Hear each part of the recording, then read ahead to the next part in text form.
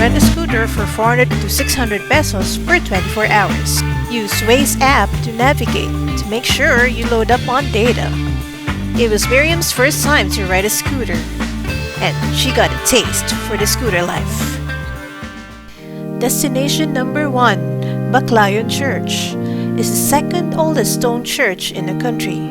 As a photography tip, when taking a photo in front of the building, position yourself farther away. In this throwback photo, I crossed to the other side of the street to get both me and the church in the frame. The oldest Christian settlement in Bohol, it was declared a National Cultural Treasure in 2010.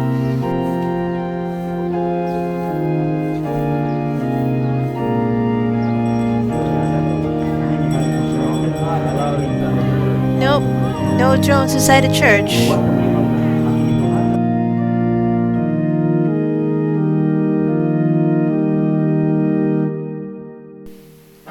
As luck would have it, there was an event inside the church when we were there, so we could not go farther in.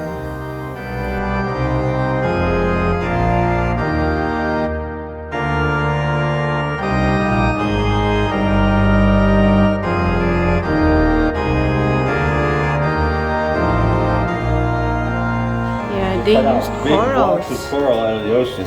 They used corals and put them together using egg whites. Oh, look at the dog. Yeah. Lazarus. Where's Lazarus?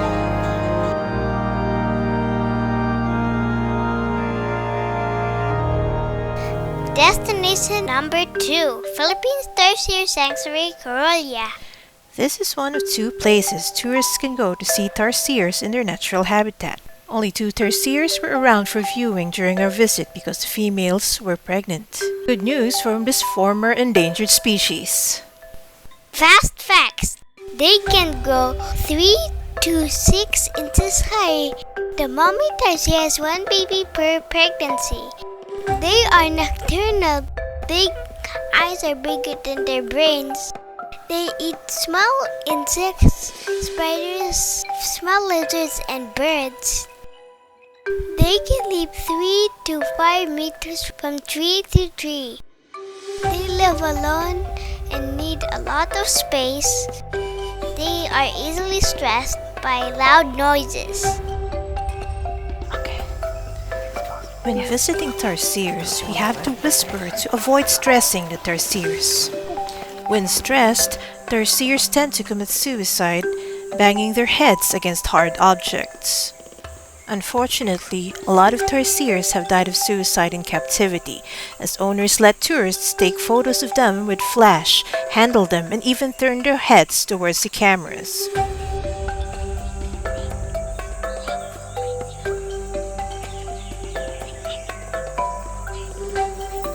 As their numbers went down from overhunting and habitat loss, conservation efforts were made to confiscate tarsiers and set them free in the wild in this Philippine Tarsier Sanctuary, where they had some success in breeding them. Another place, called the Tarsier Conservation Area near the Bilar Manmade Forest, is more touristy, and you could tell that the tarsier locations are staged as each tarsier in their walking paths have makeshift roofs over their heads. You'll find more tarsiers for viewing though.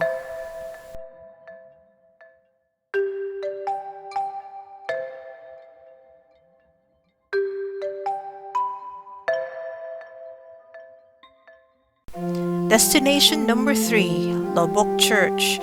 The stone coral structure was completed in 1734.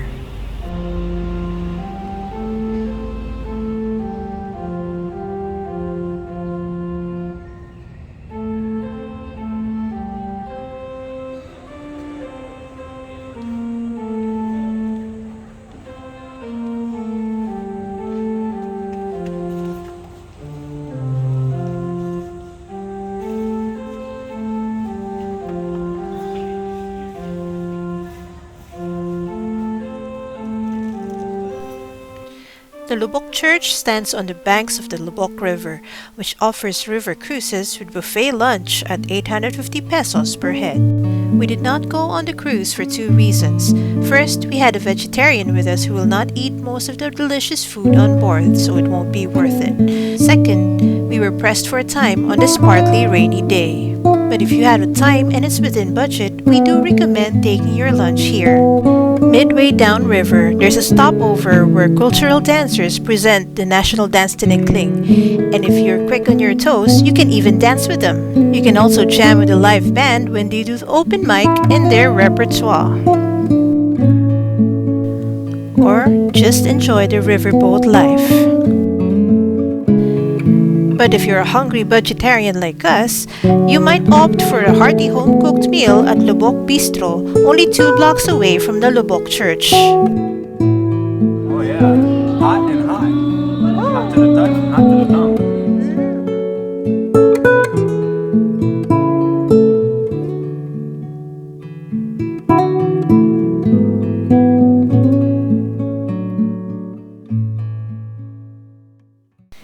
Destination number 4, Bilar Manmade Forest.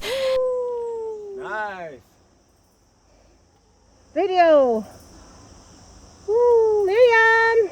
Hi! Miriam wants to ride. That's all she wants to do, huh? Woo! And ride fast! She doesn't like slow driving! Oh. Destination number 5, Chocolate Hills in Carmen Town. There are approximately 1,176 small hills scattered over a 50 square meter area. Scientists are unsure about their origin. They do know that eons ago, this whole island was underwater. Some say that undersea limestone was pushed up by shifting geologic events. Others say it was coral deposits that hardened into mounds. Weathering and erosion from rainwater gave them their unique shape. During the summer season, the grass that grows perennially on each of the hills dry up and turn chocolatey brown. And these unique and beautiful land formations stretch as far as the eye can see.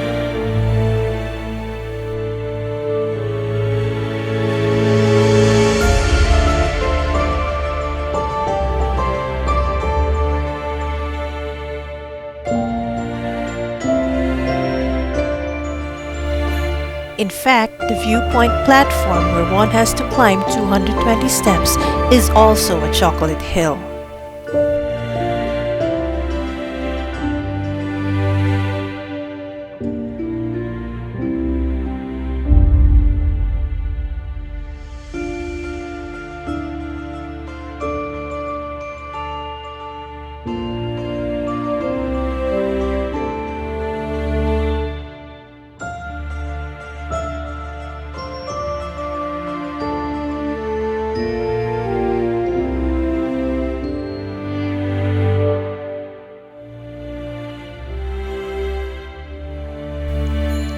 We will never forget the chocolate hills because 5-year-old Miriam had a breakdown in the middle while climbing up because she was trying to count all the steps as she was climbing up.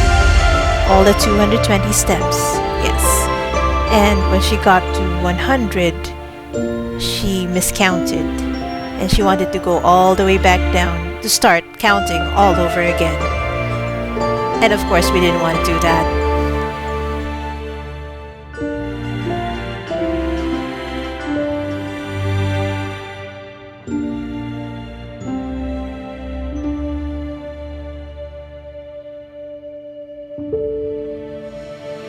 It's raining!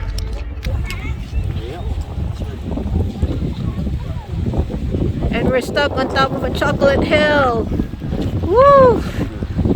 With a scooter! Fun times! Adventure! At this point, Paul was just driving the motorcycle ahead of the rain. Yeah! Woo! You having fun, Miriam? Yeah! Of course, she said. Cicadas, of course. Whoa! We're making a descent Lots of winding curves, switchbacks as they call, as the motorcyclists call them. It's a beautiful place for motorcycling and motor scootering. We were approaching the Bilar Manmade Forest again on our way back. Yeah. You like any horn, huh? Woo! So this whole thing was planted when, Bing? The 70s? It is 2 kilometers of mahogany trees planted by government workers, laborers, students, scouts, and socio-civic volunteers from 1968 to 1970. Not as many tourists as there were on the way here. Look how beautiful this is now. Yeah. Oh, there's the tourist. I spoke too soon.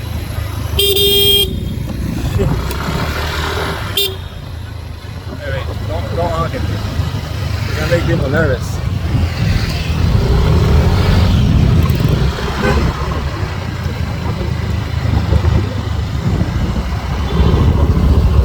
Oh, they're all Vespas. It's a Vespa club. Except for that last one. This is beautiful. That's why I had to be very careful here because there's people just practically jumping, laying down, dancing in the road, sticking their tongues out, sticking their legs out. This is very beautiful. It's like a tunnel above us almost.